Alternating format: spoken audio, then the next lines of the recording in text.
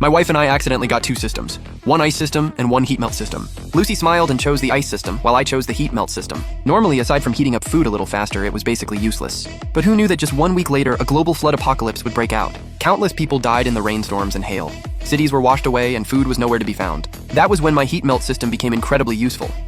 It could raise the temperature of an entire building, dry clothes, and evaporate water. Once news of my system spread, the national leaders urgently sent people to contact me, hoping I could use my special power to save the whole country. Before long, I became a national hero.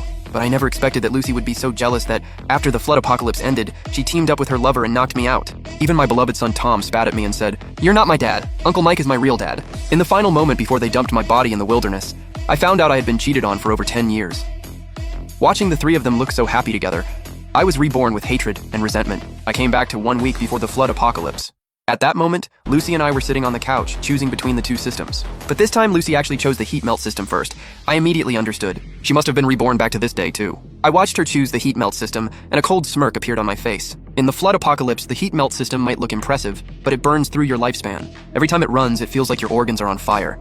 Being a hero is not that easy. I sneered to myself and directly chose the ice system. It not only made me fearless against the cold, but also let me walk on water like some fantasy hero and turn moisture into ice swords and ice blades. Seeing me choose the ice system so quickly, a trace of suspicion flashed in Lucy's eyes, but it was soon replaced by the joy of getting the heat melt system. Over the next few days, the vibe at home got really weird. Lucy started stockpiling like she was on adrenaline. She emptied most of our savings and kept hauling boxes and boxes of supplies into the house. What she bought the most were things like kerosene, charcoal, tons of windproof lighters, and an inflatable kayak. For food, it was all compressed biscuits and canned meat. She even bought vacuum bags and sealed everything inside. As she packed everything up, she said to Tom, "Tom, remember this. The world is about to change. From now on, what's the most valuable thing? Heat. Got it?" As she spoke, a small flame popped out of her palm. Tom nodded like a little suck-up beside her. I wasn't sitting around either. I made several trips to the wholesale market and the water station. Lucy saw me bring back a dozen giant blue water barrels and several cases of bottled water. There were also water purification tablets and a manual water pump.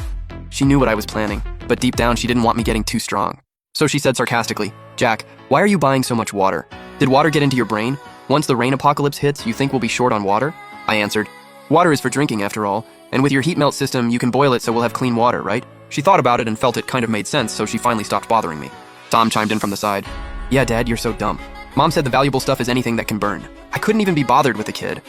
When the time came, I knew the two of them would come begging me. I quietly placed the water barrels in the study and on the balcony. Whenever no one was home, I practiced using my ice system. Besides that, with the scattered memories from my past life, I remembered that Lucy's lover was named Mike. He was a security guard at the neighborhood office. Later, he lost everything trying to run a business. But that guy had a silver tongue and could fool anyone. I waited half a day near his patrol area and finally saw him swaggering over for his shift. He was in his 40s, a little chubby with slicked back, oily hair. I watched him from across the street. With a thought, I tried using my ice energy to control a stream of moisture. It was moisture no ordinary person could detect, and it slowly pierced into the back of Mike's head. Then the system notification sounded. Tracking mark complete. Effective range about 5 kilometers. It can be erased by extreme heat or energy impact. Good, it worked. I let out a cold laugh. "Mike, enjoy your last good days. Your luck is about to run out." I watched his back as he kept bragging to his coworkers, then turned and left. On the final night of the countdown, Lucy, Tom, and I sat on the couch, watching the emergency alert on the news. Rainfall in some areas is gradually getting out of control. A once-in-a-century flood is coming. Citizens, please prepare for flooding. Outside the window, the wind kept getting stronger, howling like ghosts. A pile of charcoal sat in front of Lucy. It was obvious she was nervous. Tom stayed pressed tightly against her, while I sat alone in the single armchair. I held a cup of hot water, steam slowly rising from it. At midnight, there was a loud boom outside the window, and the wind suddenly intensified. In an instant, countless raindrops slammed against the window glass, getting louder and louder. Soon it was impossible to tell whether it was rain or hail. The ceiling light shook violently, flickering on and off before finally crashing to the floor with a bang and going completely dark. Tom let out a piercing scream, and Lucy quickly started heating the charcoal. I sneered.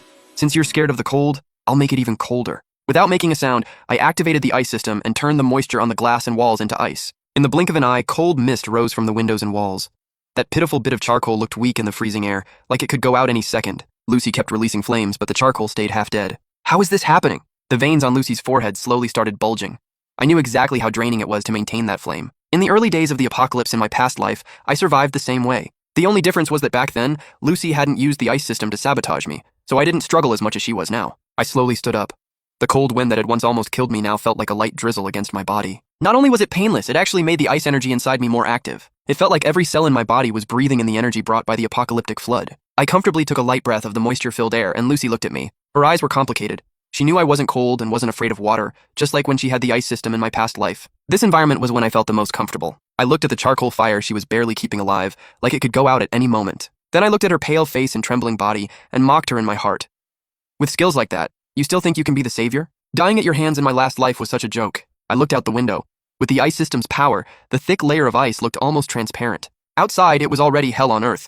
Hailstones the size of fists smashed into the ground like cannonballs. In the distance, cars crashed violently, mixed with people's screams. Floodwater was already starting to fill the streets. Many people on the first floor had started running upstairs. The apocalypse had finally come again. I breathed in the familiar air and thought of my dear wife, my dear son, and that damn Mike.